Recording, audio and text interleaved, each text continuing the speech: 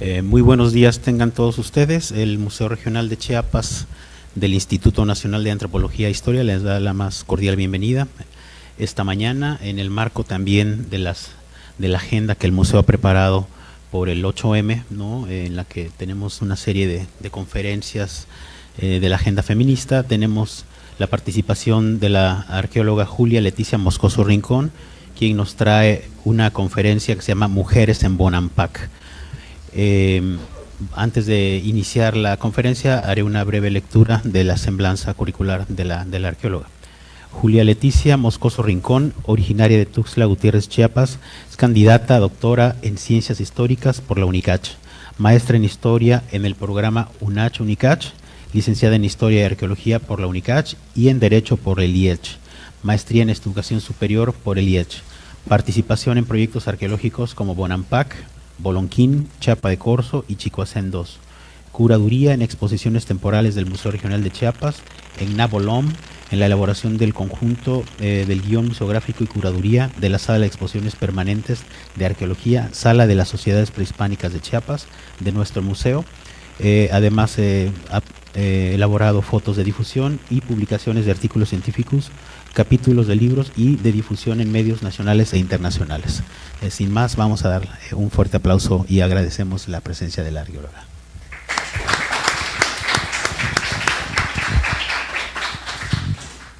Hola, buenos días. Muchas gracias, Andrés.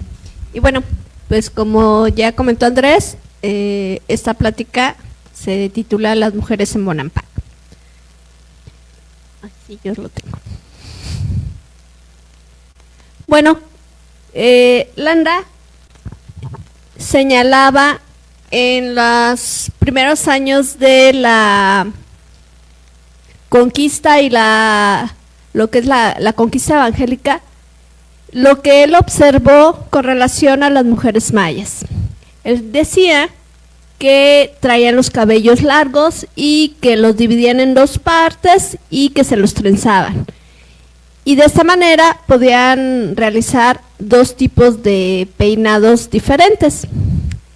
También en cuanto a la vestimenta, él señala que las indias de la costa y de las provincias de Bacalar y de Campeche son muy honestas en su traje. Cubrían la mitad para abajo y se ataban los pechos por debajo de los sobacos con una manta doblada.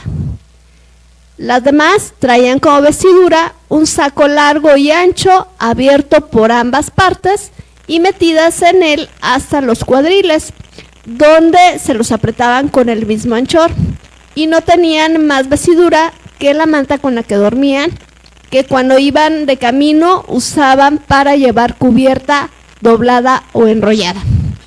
Estamos hablando que la mayor parte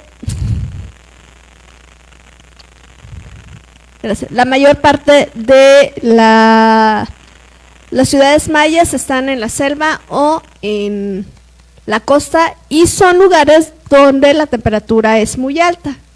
Entonces, para época prehispánica, el tipo de vestimenta en cuanto a las mujeres comunes era realmente nada más cubriendo de la cintura para abajo, y eran este tipo de faldas que describe Landa, pero las señoras de élite usaban otro tipo de vestimenta. Y bueno, aquí tenemos algunos ejemplos de la cerámica de Quer, así como un fragmento del mural de Calakmul, en donde podemos observar que la vestimenta de las señoras es sumamente elaborada, ¿sí? Tenemos el uso de gasas, ¿sí? Podemos observar la transparencia de la tela, pero a su vez la tela tiene bordados o es algún tipo de pintura. Bueno, también podemos observar en estas imágenes los peinados y los distintos tipos de tocado que están usando estos personajes, ¿sí? Tenemos estos atados en el cabello y sobre ellos cierto tipo de decoración.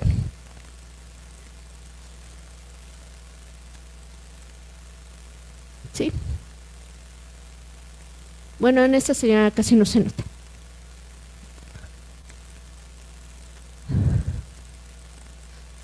Bueno, en cuanto a las actividades y roles, el mismo autor señala que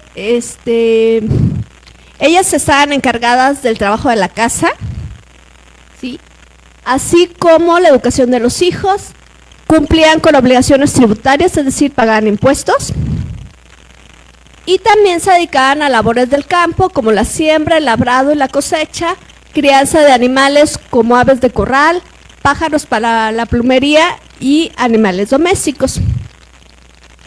Iban a los mercados tanto para comprar los suministros para su subsistencia y el de su familia, pero también para vender los productos que ellas obtenían tanto de la agricultura como de los animales que ellas cuidaban. Y también señala el mismo autor que tenían como costumbre de ayudarse unas a otras a hilar sus telas. Bueno, algunos ejemplos, ¿sí? También una imagen de Calakmul, de los murales de Calakmul.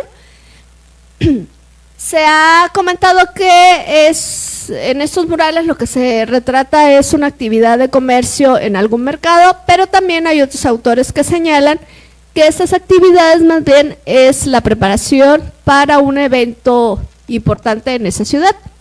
Y bueno, un ejemplo de las figurillas de Jaina, de nueva cuenta tenemos el peinado elevado, la señora lleva una trenza, está ricamente ataviada con posiblemente piedras verdes, y bueno, lo que está realizando es precisamente la actividad del tejido. ¿Sí?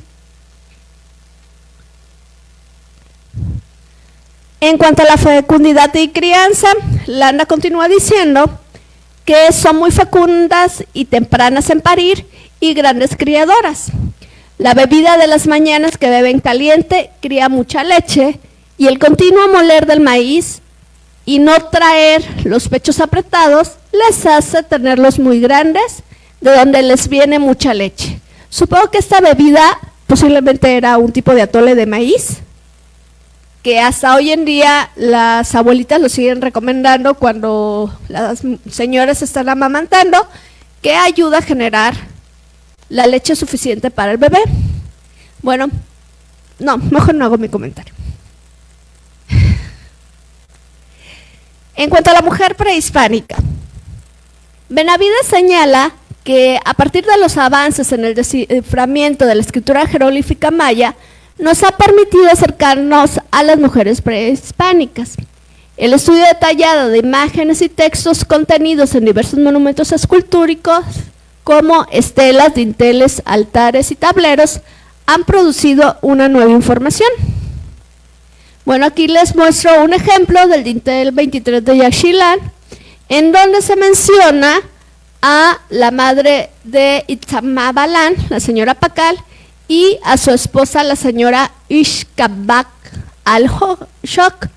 Bueno, exactamente, no sé en dónde está cómo se lee este dintel, pero los glifos que hacen referencia a mujeres generalmente tienen marcada esta, nosotros bueno, yo la identifico como si dijera una I y una L.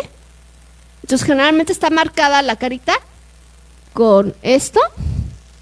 Y bueno, aquí tenemos señalado en donde se menciona a estas mujeres.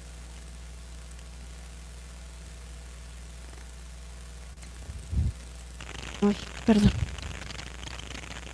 Ok, en cuanto a los roles, Paul Kapp señala que a partir de las lecturas epigráficas de monumentos escultóricos, se sabe que las mujeres mayas del periódico clásico desempeñaron roles sociales como madres, esposas, hermanas e hijas de gobernantes.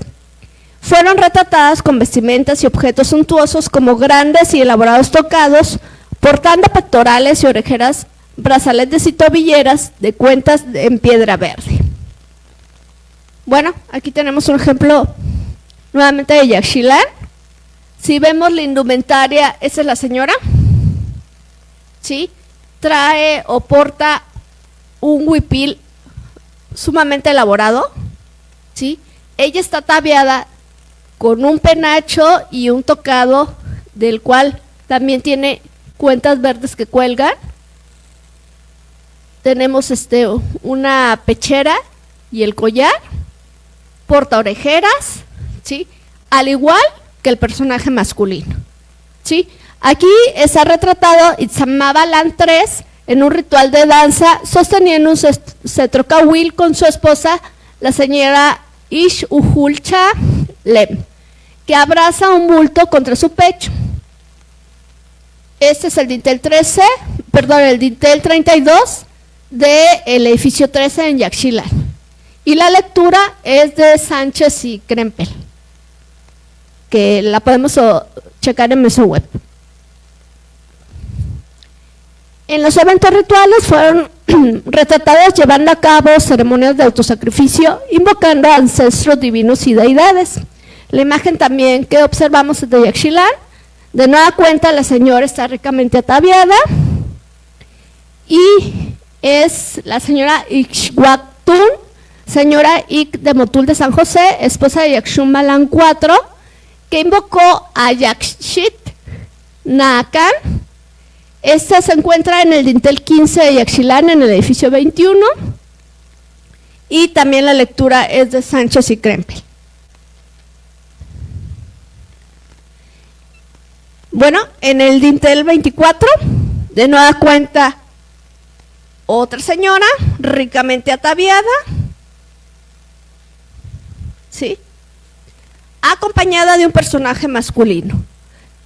Nuevamente es un sacrificio de sangre, en donde la señora se está pasando una cuerda con espinas a través de la lengua.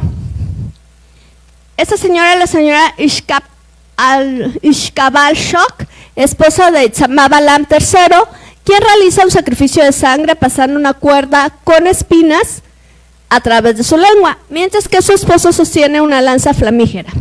Eso lo encontramos en el dintel 24 del edificio 23 de Yaxchilán. Y no te digo dónde los hombres se hacían el sacrificio. Sí. Bueno, en la estela 35 del edificio 21 de Yaxchilán se retrata a la señora Ixhuhulchan Len, la que se muestra portando un tocado de la deidad Cahuil, posiblemente ejerciendo un cargo de sacerdotisa. En cuanto al poder político, Hendon señala que la genealogía determina el potencial de una persona para acumular el poder político. Los padres y las madres son importantes como los ancestros legitimadores. Los ancestros, el equivalente visual de las grandes genealogías escritas, refuerzan las demandas de la nobleza por autoridad política. Las mujeres de la élite maya del periodo clásico parecían haber participado en las mismas estructuras de prestigio políticamente cargadas, al igual que los personajes masculinos. Y bueno, un ejemplo de el árbol genealógico de Yaxchilán, desde el siglo VII hasta principios del siglo IX de nuestra era, tomado de Vega y de Martín. Bueno, de igual aquí les estoy señalando donde se hace mención a las señoras de Yaxchilán. Y de nueva cuenta son todos los glifos que tenemos encerrados en estos corchetes rojos, en donde se va haciendo mención de estas señoras que fueron esposas de algún gobernante y a su vez madres de otros gobernantes.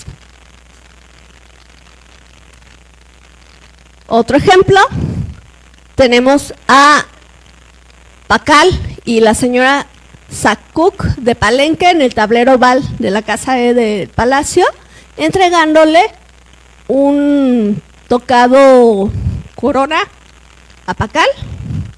Y tenemos a la señora Ishkabak Shok, esposa de Itzambalam III de Yaxchilán, en el edificio 23 del dintel 26, también entregándole un casco a su esposo. Aquí tenemos dos funciones diferentes, como madre y como esposa. Y bueno, llegamos finalmente a las mujeres de Bonampak. Las representaciones de personajes femeninos en Bonampak las tenemos en el edificio 1 de las pinturas, en las figurillas cerámicas, en las estelas 2 y 5 retratadas y en la estela 1 en el texto. Hago la aclaración que todas estas representaciones que tenemos de personajes femeninos corresponden a la última época de ocupación en Bonampak. Y bueno, en el edificio de las pinturas, en el cuarto 1, en el muro oeste, en la parte superior, en la parte central del trono o mesa se observa a Chamuán II y a sus extremos dos señoras.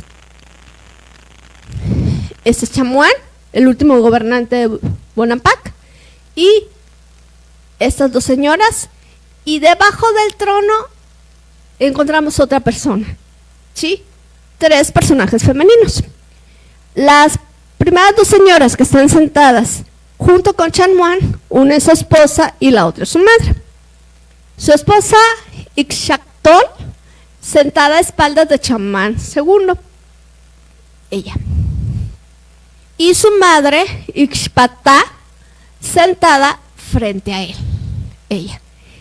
Y también tenemos otro personaje femenino que corresponde a un personaje de categoría menor que las señoras que están sobre el trono, pero de carácter importante con respecto a otras personas que se encuentran en otros espacios. ¿Por qué digo que es importante? Porque está muy cercana a los gobernantes, ¿sí? En el cuarto 2, en el muro norte, conocido como la presentación de cautivos, también encontramos a Chamuán y la presencia de las señoras. ¿Sí? Tenemos las cláusulas nominales, en donde señala quién es el personaje que está representado, y bueno, de igual manera, la esposa y la madre.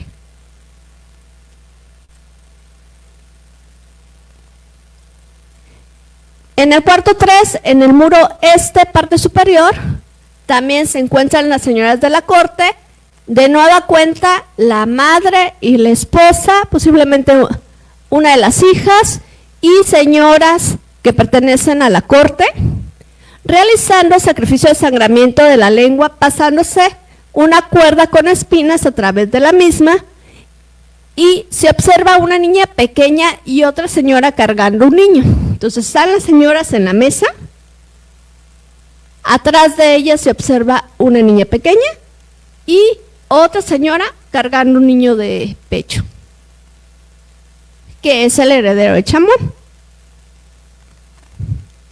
En cuanto a las figurillas cerámicas, la mayor parte de las piezas que tenemos para Bonampak son cabezas que bien podemos determinar o que son masculinas o que son femeninas sin poder asegurarlo, pero en este caso, en Yaxchilán hay una pieza completa que representa a un personaje femenino que porta este tipo de indumentaria. Entonces, a partir de esta pieza, determinamos que estas cabezas corresponden a personajes femeninos.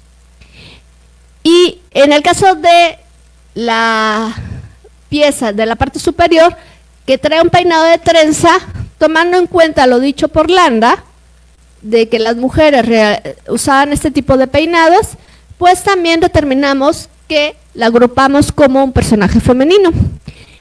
En el caso de esta pieza, como se observan los senos, pues bueno, ya no necesitamos más observación y se determinó que era una pieza femenina. Estas piezas, ¿sí?, en cuanto a su clasificación, corresponden a personajes femeninos de élite, ¿sí? Y en este caso, por el tipo de tocado que porta, corresponde a una posible sacerdotisa. ¿En dónde se localizaron estas piezas? En el centro neurálgico de Bonampak, a excepción de la sacerdotisa, ¿sí? Tenemos que encontramos este tipo de cabecitas en la Acrópolis, que es la parte central de Bonampak, en la Gran Plaza, en el edificio 15 y 16, en el Grupo Quemado, un grupo cercano a la Acrópolis, y en el Grupo del Puente fue donde localizamos la pieza que corresponde a la sacerdotisa. En las estelas tenemos en el texto de la estela 1, ¿sí?, se señala quién es la madre de Chamuán, la genealogía de este, y bueno, en esta parte del texto tenemos en donde se indica, ¿sí?, el nombre de su madre. Y en la estela 2 y 5 tenemos igual la representación de la esposa y la madre en la estela 2, la esposa y la madre, y en la estela 5 la esposa, Chamuán, y el hijo ya de unos aproximadamente 10 años. Bueno, finalmente, ¿a qué conclusión llego? Las representaciones femeninas en estelas y en los murales hacen referencia a la última etapa de ocupación de Bonampak y corresponden a la madre y a la esposa de Chamuán segundo. Las representaciones en cerámica también se encuentran datadas para la última etapa de ocupación del sitio, pero también representan a mujeres pertenecientes a la élite por la indumentaria que portan. En el caso de las cabezas, el tipo de tocados. Y finalmente, llama la atención la representación del personaje ataviado como sacerdotisa, la cual fue recuperado en un grupo arquitectónico periférico del sitio. Y bueno, con esto concluyo. Gracias.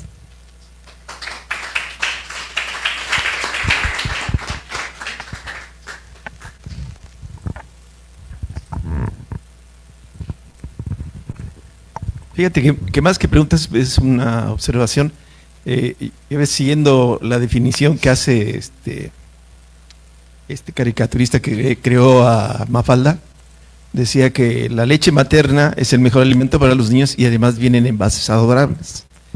Bueno, independientemente de este hombre, fíjate que yo siempre me he preguntado ¿a qué se debe la forma tan curiosa que tienen los soportes de las vasijas del protoclásico? Y en particular unas que vienen del Salvador, de la cerámica Usulután, que tienen soportes mamiformes.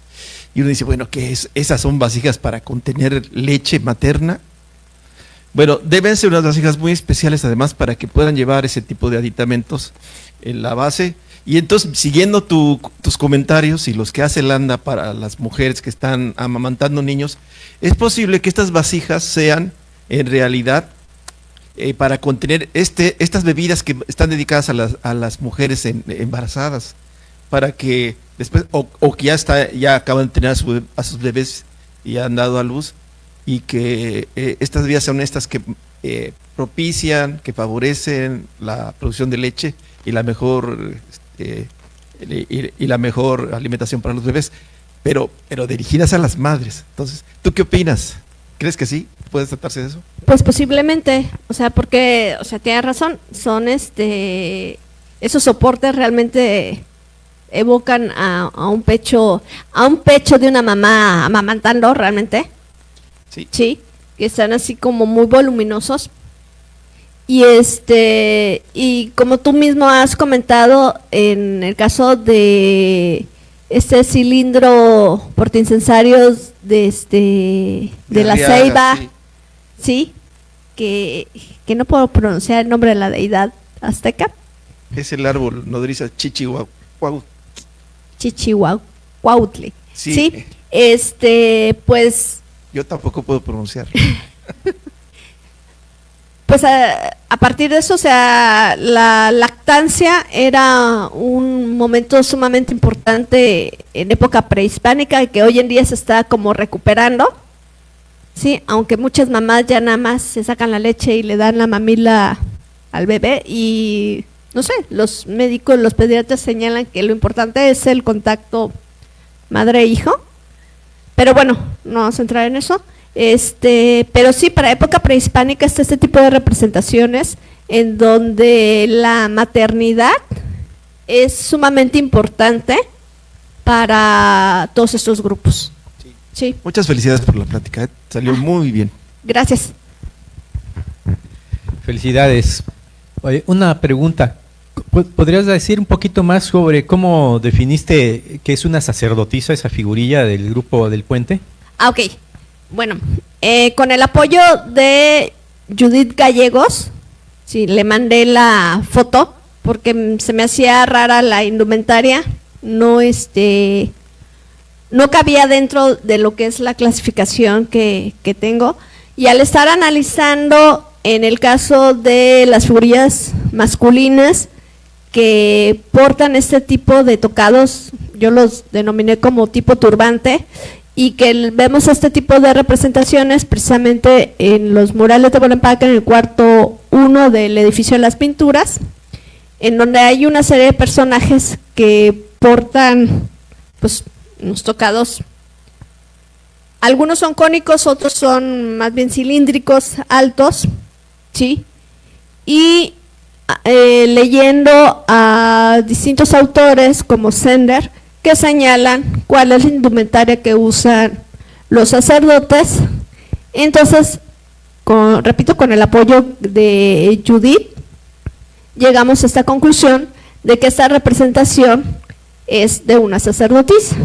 Aquí lo interesante es, aparte del tipo de representación, el hecho de que no está propiamente en el centro neurálgico de Bonampak, sino que está en uno de los edificios, de los grupos arquitectónicos periféricos, que como cercano a esta parte neurálgica del sitio, pero no está en ese lugar. Ahora, en lo que es la descripción de la estela, ¿cuál era? La estela 35, la definición que se hace con relación a esta señora que está representada, pues también se señala que está ejerciendo el cargo de sacerdotisa. Entonces podemos decir que este cargo religioso no era exclusivo para hombres o para el género masculino, sino que también se está ejerciendo por mujeres, no cualquier mujer, son mujeres importantes, muy cercanos al gobernante. Y pues en época prehispánica podemos hablar de esta dualidad de la importancia entre hombres y mujeres, en donde no únicamente se está representando al género masculino como el importante, como el que genera todo, sino que las mujeres tienen un papel importante dentro de todas las sociedades prehispánicas. En el caso de las representaciones, pues sí, principalmente las que tenemos son de mujeres de la élite, pero esto no indica que las señoras del pueblo o las señoras de la gente común tuvieran un trato diferente dentro de sus familias. Posiblemente fue igual, no hubo una jerarquía en donde el hombre era quien dominaba, sino posiblemente hubo un poco más de equilibrio entre mujeres y hombres con relación tanto a los roles como a las actividades que realizaban. Otra. En ese sentido, dentro de la colección que has revisado de Bonampak, ¿qué porcentaje hay de figurillas femeninas respecto a las masculinas? Ahí también podría reflejarse un tanto cuanto esto. Y una más, volviendo a la sacerdotisa, está donde apareció en el grupo del puente, que además hay que plantearse que hay un sistema de barrios, ¿no?, en toda la ciudad, y aunque no esté en el punto neurálgico, pues seguramente pertenecen a familias de linaje, ¿no?, y cómo están organizados en el territorio. Entonces, si está asociado a alguno de los edificios de este grupo o no, como para sugerir también por qué estaba esa figurilla depositada en ese lugar. Ok, la primera pregunta, antes de que me olvide, bueno, la mayor parte de las piezas que tenemos dentro de la colección de las figurillas son cabezas. Entonces, muy complicado determinar a partir de una cabeza si es femenino o masculino. En este caso, las que sí pudimos determinar que son femeninas son las que tengo aquí, que ilustran esta diapositiva. Repito toda vez que en Yaxchilán existe una pieza completa femenina que porta este tipo de indumentaria. Si no estoy mal, es muy similar a esta. Estas piezas yo las clasifiqué como personajes femeninos que portan una diadema con cuentas circulares aplanadas tipo botón con un lienzo doblado sobre la cabeza. Es una diadema, el lienzo, orejeras, todas portan orejeras, ¿sí? Y por esa razón, a partir de esa pieza, determiné que estos ejemplares pertenecen a representaciones femeninas. En cuanto a la de trenza, como ya había comentado, tomando en cuenta lo que señaló Holanda, de que las mujeres utilizaban el cabello trenzado y que se realizaba una serie de tocados, él señala que se hacían unos tocados, se partían el cabello en dos y se hacían trenzas y se enrollaban como cachos o algo así, señala él, 4 cachos en la cabeza, que ese tipo de representaciones también me ha tocado ver que están así como, tienen como picos en lo que son las figurillas de Cuauhtémoc. Ahí hay una representación similar que tiene ese tipo de peinado, que en un primer momento comentamos que parecía como si no se tuviera algún tipo de enfermedad, pero igual puede ser ese tipo de tocados. Pero también en lo que son los cuerpos, que tenemos la parte de enfrente y que tenemos restos de pechos, entonces en ese tipo de ejemplares podemos determinar que son femeninos, pero a partir de las puras cabezas es muy complicado. En cuanto a la segunda pregunta sobre la sacerdotisa, bueno, su distribución o su ubicación está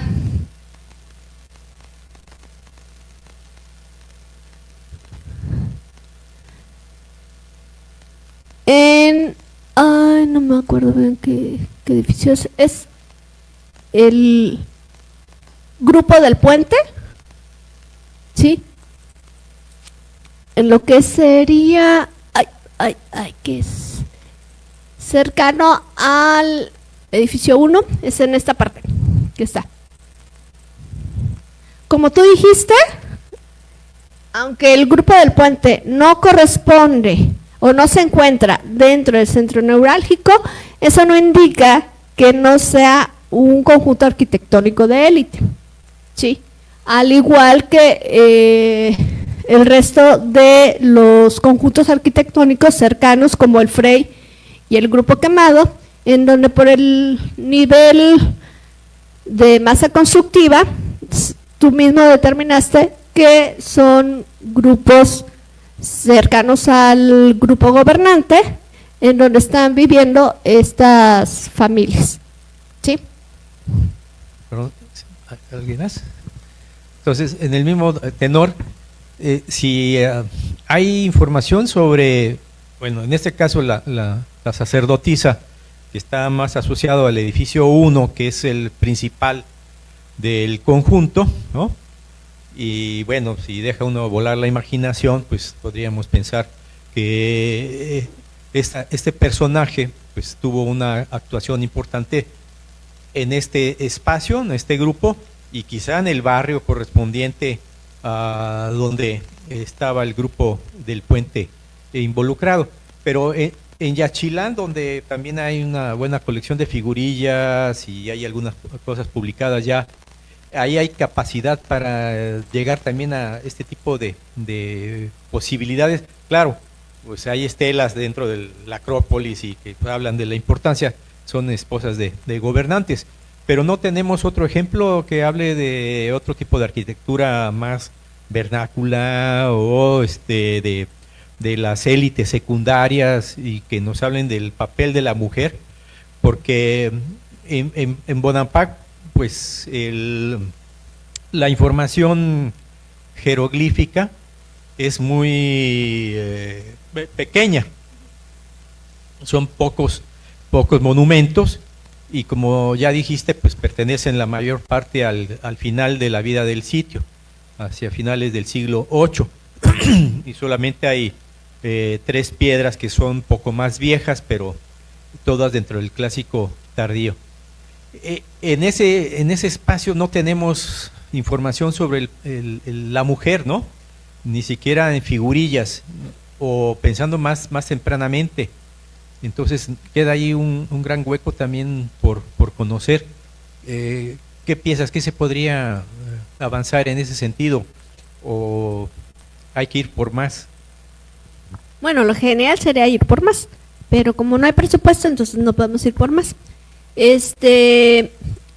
Bueno, en el caso de Yaxchilán, sí, en el corpus de figurillas que tienen más representaciones femeninas, pero de lo que yo he revisado, sí es complejo en cuanto a determinar la procedencia de las piezas. ¿Sí? Ese es un primer tope con el que te topas. En Bonampak podemos observar, bueno, yo vengo estudiando las figurillas de Bonampak desde 2014, sí, me vi muy ambiciosa a la fecha, pero y sí he podido determinar un patrón en la distribución de este tipo de piezas. Pero para Yaxchilán no me ha sido posible, con los datos que tengo, poder determinar ese mismo patrón que sí se observa en Bonampak.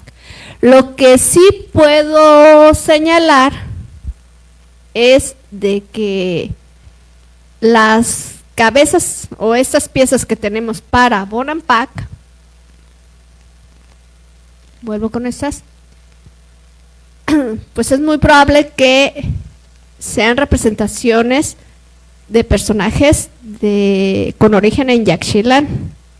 ¿Por qué? Por la pieza esta que nos dio pie para poder determinar que estas representaciones son femeninas. ¿Sí?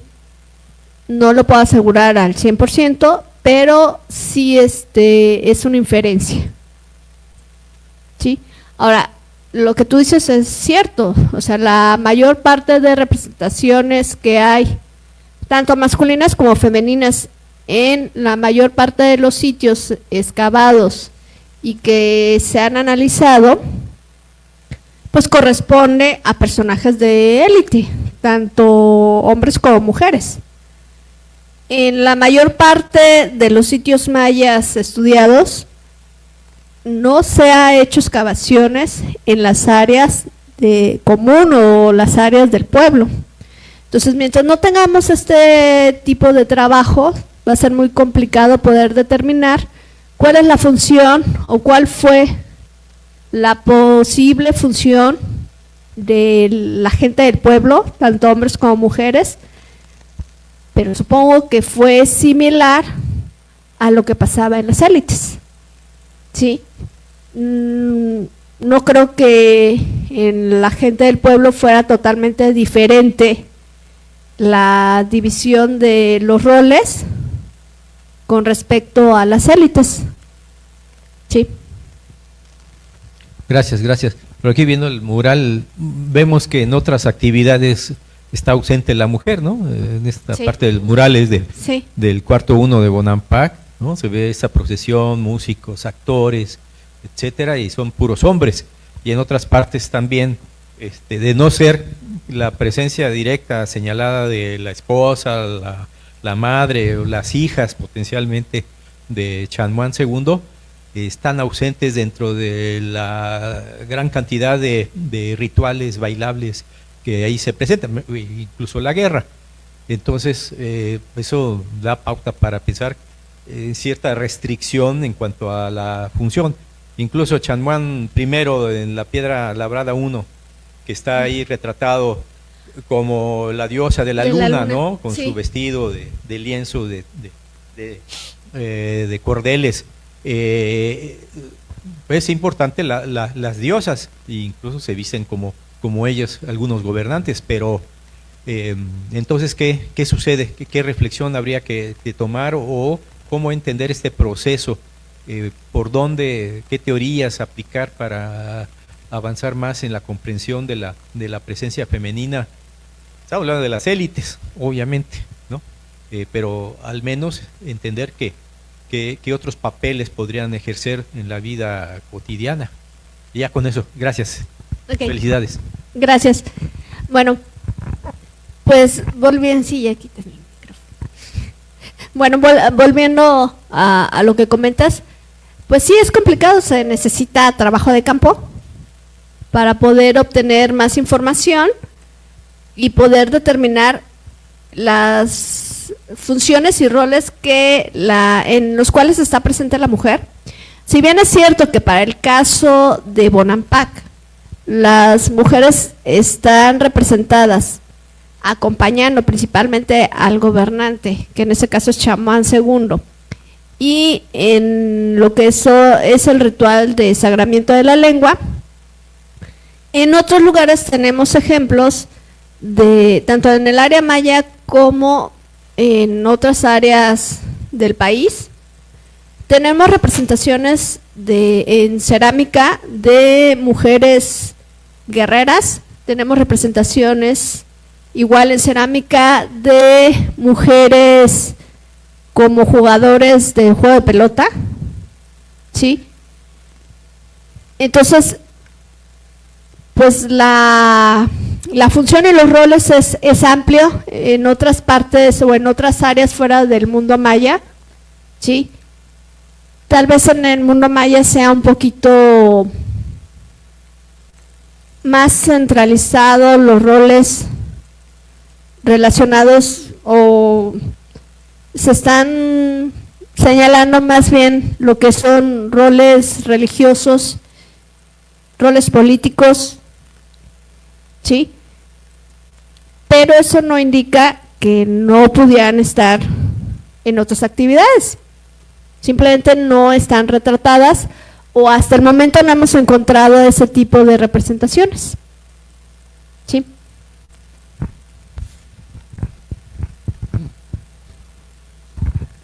Hola, buenos días, Julia. Buenos Muchas días, felicidades Freddy. por tu Gracias. exposición. Interesante. Fíjate, a mí me llama mucho la atención precisamente que lo que comentaba Alejandro, aquí en las representaciones de los murales no aparecen características femeninas, más bien vamos, como elementos donde los hombres son los que más aparecen en estas actividades, en la guerra y todas estas cosas. Sin duda, sí, la mujer en esas épocas prehispánicas debió haber tenido un papel fundamental, pero es mi punto de vista, yo creo que eran como tareas muy específicas de la mujer. Y bueno, mi pregunta va en este sentido. No, a veces en la actualidad, los trabajos de investigación muchas veces como que tratan de forzar a la nueva ideología contemporánea y a veces querer forzar precisamente la participación de la mujer en épocas que desconocemos. Si me explico, si bien es correcto, o sea, en la actualidad que hay que integrar, pero no también a veces el que puede estar influido en la actualidad, tratar de interpretar que en la antigüedad también a fuerzas tenía que tener un papel preponderante. Estamos hablando de culturas pasadas, de guerras y todo. Sin duda tenían un papel preponderante, pero digo, la interpretación, a lo mejor forzar a la ideología que hoy se tiene, así como también se ha demostrado que en estudios actuales algunas interpretaciones de los primeros exploradores también fueron equivocadas, sujetas a la interpretación de la época. Entonces, sí, a eso voy. Entonces, con mucho cuidado, digo, a veces el forzar los datos que uno descubre y en el interés de poder interpretar no va influido precisamente la ideología contemporánea. Es mi pregunta. Bueno, cuando estudié historia, tuve una maestra genial, la maestra Anita Rincón, ¿sí? Hacia donde estés. Hola, Anita. Ella nos decía, el historiador se tiene que despojar de toda su ideología, todo su bagaje cultural actual para ponerse en los zapatos de quien va a estudiar. Y el tiempo en el cual vas a estudiar, el tiempo que vas a estudiar, ¿sí?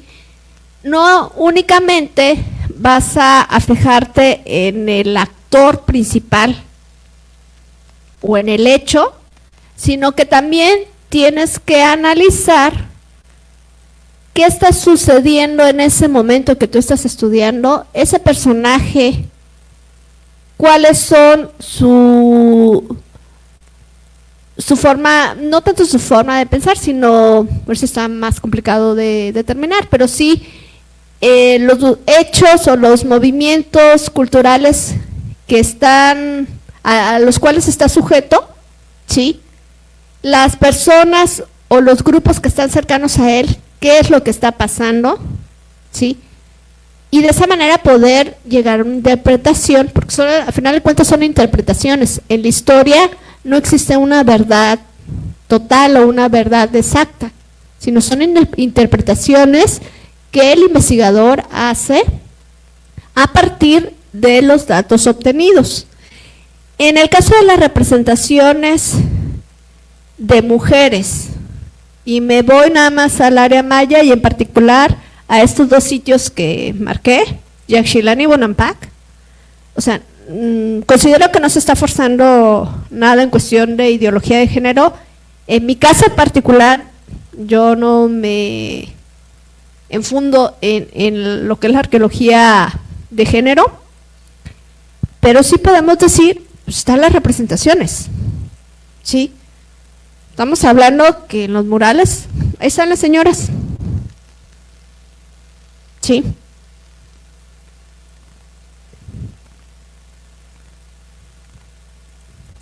Aquí nuevamente están las señoras, ¿sí?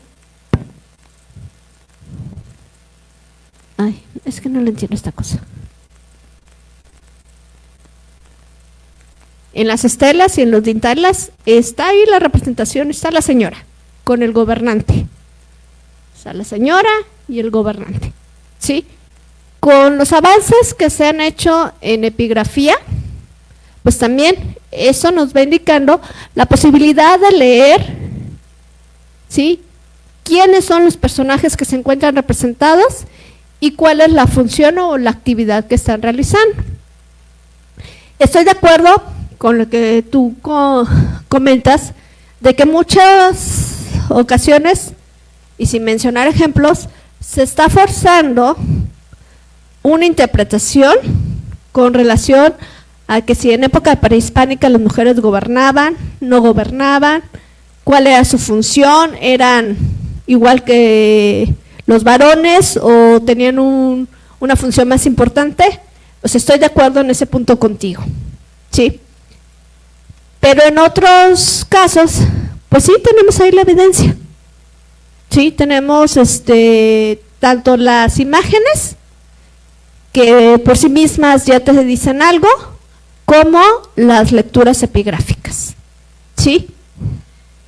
No podemos decir de que, sí, desde época prehispánica la mujer era el plus ultra de la sociedad. No, en época prehispánica sabemos que eran igual de importantes que los hombres. Sí, y desde las primeras etapas tenemos representaciones femeninas en donde se está haciendo alusión a la fertilidad. ¿Por qué? Si no hay fertilidad, si no hay embarazo, si no hay nuevos integrantes del grupo, pues el grupo desaparece. Si no hay un cuidado a estos nuevos integrantes, igual el grupo desaparece. ¿Sí? Entonces, la función de la mujer en todas las sociedades y desde épocas muy tempranas en todo el mundo, ¿sí?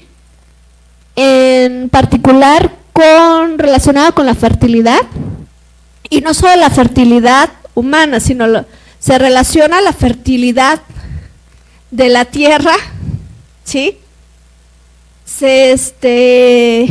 Ha sido importante, ¿sí? Y pues sí, que hace falta muchos estudios, sí, hace falta mucho, ¿sí? Y no irnos por la cuestión de género, repito, no, al final de cuentas somos complemento, ¿sí? No podemos ser más el hombre o la mujer, sino somos complemento, ¿sí? Ni el hombre solito puede generar vida, ni la mujer solita. Y sin meternos en avances tecnológicos. O sea, tú solita no puedes generar una nueva vida. ¿Sí? A fuerzas necesitas una pareja.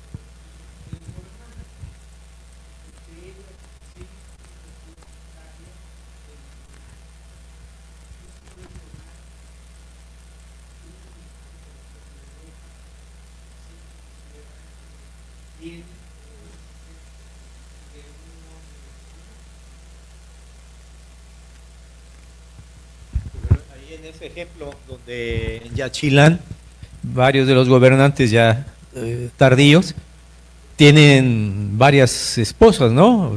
No sabemos cómo llamarle, la principal y secundarias o en diferentes, son contemporáneas las una, dos o tres, y en ese sentido de linaje también pues nos presentan cuestionamientos de varios linajes a su vez que están componiendo. ¿Será por una necesidad de alianzas a través del matrimonio con estas otras ciudades? Porque muchas de ellas provienen de otras ciudades vecinas o a veces cercanas y otras no tan cercanas. Entonces sí se abre un abanico de complejidad también, ¿no? Pero de que está imbuido en, como dice Víctor, en las cuestiones de linaje, sin duda alguna. Quien tuvo hijos con las tres mujeres, las tres esposas, Escudo Jaguar el grande o su hijo Pájaro Jaguar el cuarto, ¿no? Y quién de los hijos fue el que trascendió para gobernar, ¿no? A pesar de tener otras esposas. Ahora, está limitado también el registro jeroglífico porque pues tampoco se sabe si hubo hijos masculinos, ¿no? Con las otras esposas. Pues queda abierta esta serie de cuestionamientos, pero sí, papel preponderante necesariamente también la femenina, ¿no? Necesariamente. Si no, no hay nada. Sí, en el caso de Tikal, ahí podemos ver en la genealogía que hay algunos ejemplos que está marcada la línea materna, más que la línea paterna, ¿sí? Y bueno, en fin, podemos echarnos un café o lo que quieran. Vámonos al botanero y seguimos comentando, ¿sí? Pero sí, es un tema muy amplio, ¿sí? El papel de la mujer en época prehispánica en general, ¿sí? Y cierro, o sea, para el caso de Bonampak, pues sí, las representaciones, repito, son hacia la última etapa de ocupación del sitio y en particular con Chamuán II, ¿sí? Pero eso no indica que en otras épocas no hubieron también mujeres importantes en el sitio, ¿sí? Y bueno, ahora sí hago mi comentario.